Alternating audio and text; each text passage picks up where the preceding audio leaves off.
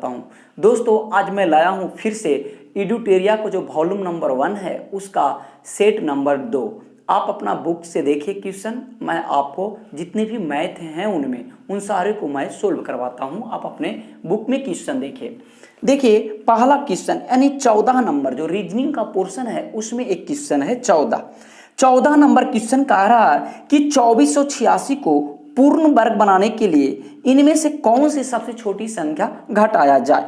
2486 एक तो बात ये हुई कि इसका वर्गमूल आप निकालिए और जो शेष बच जाता है उसको आप घटा दीजिए और वही संख्या समझो कि जो शेष बच गया वही संख्या को घटाने पर क्या हो जाएगा, पूर्ण वर्ग ये बन जाएगा। एक तो बात वो हुआ। दूसरा बात क्या है कि आप थोड़ा समझो कि 50 का यहाँ स्क्वायर करेंगे तो 2500 होगा, हाँ या नहीं।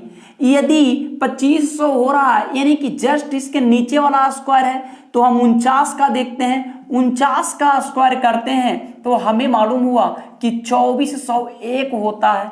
यानी कि हम कितना घटाएंगे इसमें से कि 2401 आ जाए, तो आप कहोगे कि 85 घटा न दीजिए, यानी इसमें से 85 घटा दीजिए तो कितना आ जाएगा, 2401 आ जाएगा, हाँ या नहीं, जो एक पूर्ण वर्ग संख्या होगा। यानी कितना घटाया जाए दोस्तों, 85 घटाया जाए, यानी कि आपका option number D is right answer. चलिए अगला क्वेश्चन 40 नंबर क्वेश्चन है। कह रहा अनिल विवेक से जितना छोटा है तरुण से उतना ही बड़ा है। अनिल के बारे में बोल रहा है। 40 नंबर क्वेश्चन कह रहा है कि अनिल जो है जो विवेक से जितना छोटा है तरुण से उतना ही क्या है, बड़ा है। और कह रहा कि विवेक और तरुण के जो आयु का योग है वो है 48। विवेक और तरुण के आयु का योग है वो 48 है। दोस्तों इन दोनों के आयु का, विवेक और तरुण के आयु का योग 48 दिया हुआ है।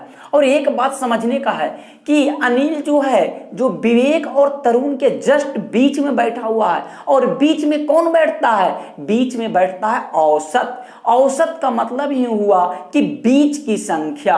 और जब बीच की संख्या हम इसको 2 से भाग करके इन दोनों विवेक और तरुण के औसत निकाल देंगे, वही अनिल के आयु हो जाएगा दोस्तों। इसीलिए हमने 2 से यहां भाग कर दिया, यानी 24 दूनी 48, यानी जो 24 आया और वो क्या हुआ, अनिल का क्या हुआ, आयु हुआ। यानी कि आपका option number C is right answer. चलिए अगला क्वेश्चन चलते हैं 91। देखिए 91 नंबर क्वेश्चन क्या है दोस्तों, 91 42। इसमें कह रहा है दोस्त इकाई अंक निकालने। देखिए जितना भी डिजिट दिया हुआ है सारा का इकाई अंक गुना कर देंगे और उसका इकाई अंक वही आंसर हो जाएगा। देखिए 8 छक 48, 48 4 पर 8 होता है तो इकाई अंक 8 हुआ। और 9 8 72, यानी 72 के मतलब 7 2 होता है, उसका इकाई अंक 2 हुआ। और 2 से 2 करो तो 2 दूना 4, यानी आपका आंसर कितना हुआ, इकाई अंक कितना हुआ, 4 हुआ। यानी आपका आंसर कितना हुआ, ए इज राइट आंसर। चलिए अगला देखते हैं 92 नंबर कि 4000। क्या कह रहा है 92 नंबर में कि 4000 में से छोटी संख्या कौन सी घटाई जाए कि शेष बची संख्या 19 से पूर्णतः विभक्त हो जाए। देखिए 4000 से कह रहा है कि कौन सी छोटी से छोटी संख्या घटाएं 4000 में कि 19 से पूर्णतः विभक्त हो जाए। तो ऐसा करो ना, 19 से भागा दे दो इसमें और जो शेष बचता है वही समझो कि वही संख्या हो गया। तो देखिए 19 से हम भागा देंगे इसमें तो 19 दूना 38 और 2 40 20, 19 का 19 एक मर्तबे यानी कि 1 10।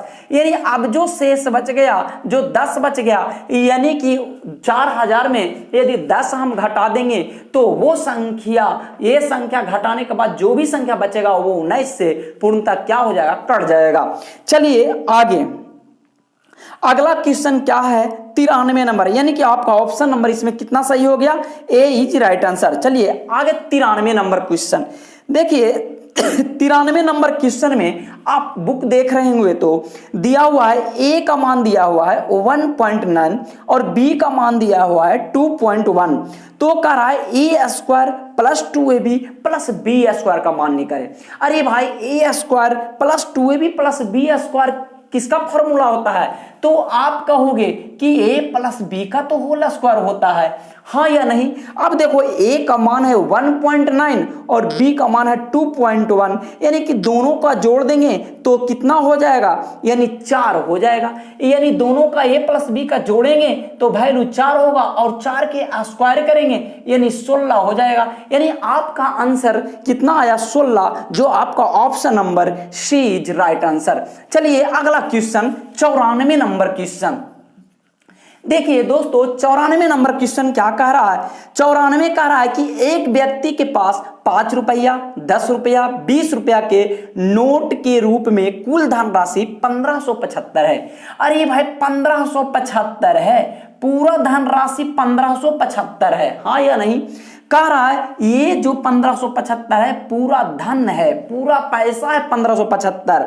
और देखिए कह रहा था प्रत्येक प्रकार के नोटों की संख्या समान है, प्रत्येक प्रकार की नोटों की संख्या समान है। मान लिया 5 रुपया के भी एक नोट होगा, 10 रुपया के भी एक नोट होगा, 20 रुपया के भी एक नोट होगा। तो टोटल जो हमारे पास धन राशि हो गया 5 और 10 15, 15 और 20 25, यानी 15 और 20 35, यानी टोटल जो धनराशि हो गया 35 रुपया होगा। यानी धनराशि की तुलना धनराशि से और गुना कह रहा है कि उसके पास कुल कितने नोट थे। तर भाई नोट तो 3 ना था, एगो 5 रुपया का नोट था, एगो 10 रुपया का नोट था, एगो 20 रुपया का नोट था, यानी कि 3 गो नोट था 5 और 10 20 का, यानी 3 से गुना कर देंगे, हाँ या नहीं? अब देखिए काट दीजिए इसको, 7 से काट दीजिए, 7 5 35, इसको भी 5 से काट दीजिए, 5 तिया 15 और 5 का 5 और 5 25, यानी 315 5 1575। और ये 7 से, इसको 7 से काट दीजिए, 7 चौ 28 हो गया और 3 31 और 7 5 35, यानी 45 तिया कितना हो गया?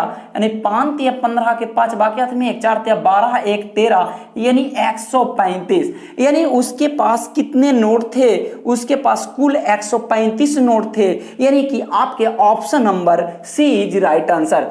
चलिए दोस्तों अगला क्वेश्चन देखते हैं, 95 नंबर क्वेश्चन चलते हैं क्वेश्चन। अब देखिए दोस्तों ऊपर देखते हैं कि दशमलव के बाद कितना जीरो होगा, हाँ या नहीं? दशमलव के बाद कितना अंक है? क्योंकि हम जानते हैं कि दशमलव के बाद जितना अंक रहता है उतना नीचे जीरो बैठता है, हाँ या नहीं?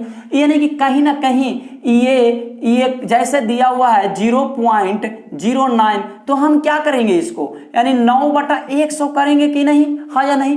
क्यों? क्योंकि पॉइंट के बाद जितना अंक रहता है उतना से भागा देते हैं। तो हम यहाँ चालाकी कर लेते हैं, कितना नीचे आवेगा कितना ऊपर जाएगा जीरो, तो हम उसको काट लेंगे, हाँ या नहीं? अब देखिए गिन लेते हैं यहाँ, यानी पॉइंट के बाद एक अंक 2 3 4 5 6 7 8 9 10 11, यानी कहने का मतलब कि नीचे जो होगा 11 गो जीरो होगा, हाँ या नहीं? नीचे जो होगा 11 गो जीरो होगा और ऊपर देख लेते हैं कितना जीरो जाएगा। तो 1 2 3 4 5 6 7 8 9 10 11, यानी नीचे 11 जीरो आया तो ऊपर भी 11 जीरो जाएगा, यानी 0 0 क्या हो गया? कट गया। यानी अब जो बचा, जो 9 खाली समझो, 36 समझो, 16 समझो, 8 समझो, नीचे 2 8 2, इतना ही समझो, पूरा कट गया। तो अब देखिए अब हम काट देते हैं इसको, देखिए 2 दूना 4 और 4 9 36 कट गया 9 मरतबे। अब देखिए ये 8 से ये देखिए 8 से ये 8 कट गया, हाँ या नहीं दोस्तों?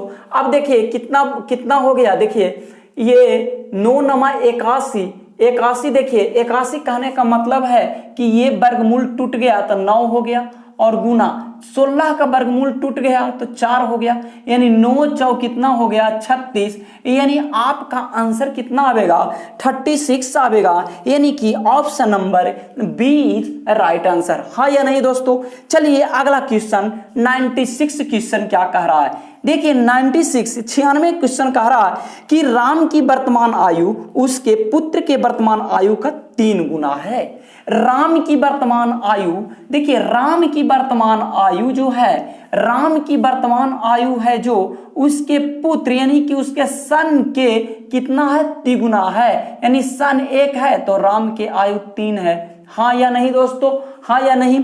और क्या कह रहा है, तथा उसके पिता की आयु का 2/5 है, यानी कि राम है और राम के एक फादर है, उन दोनों का अनुपात देख लेते हैं। पिता के आयु का 2/5, यानी यदि फादर 5 है तो राम जो है कितना 2 है। अब देखिए अब इसमें से कितना, अब इसमें क्या कर लेंगे, राम और राम का सन और उसका फादर का हम क्या कर लेंगे, रेशियो निकाल लेंगे। यहां देखिए दोनों इक्वल है, राम राम यहां भी दोनों इक्वल होना चाहिए, यानी कि इसको हम 2 से गुना कर लेते हैं तो यहां भी करना पड़ेगा, इसको हम 3 से गुना कर लेते हैं तो यहां भी करना पड़ेगा। यानी अब हम रेशियो निकाल लेते हैं, राम अनुपात सन अनुपात फादर।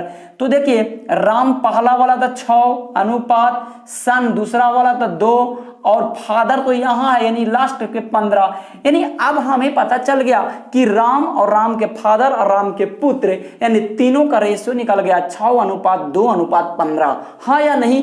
अब देखिए क्वेश्चन क्या कह रहा, तीनों की औसत आयु 46 है, तीनों की जो औसत आयु है जो 46 साल है, तीनों का औसत आयु कितना है 46 है। अच्छा तीनों को औसत 46 है तो योगफल कितना हो जाएगा, इतना हो जाएगा 46 गुना 3, यानी औसत में संख्या से गुना कर देंगे तो योगफल, और बटा योगफल के तुलना योगफल से, यानी इन तीनों का योगफल कितना हो गया 6 2 8, 6 2 8, 15 और 8 कितना हो गया 23, यानी कि योगफल के तुलना योगफल से, और गुना कह रहा है कि राम और उसके फादर के वर्तमान आयु में अंतर, यानी राम यहाँ है फादर यहाँ है तो अंतर कितना है, तब 9 अच्छो 15 यानी 9 अंतर, तो 9 से गुना कर लेंगे। हाँ या नहीं।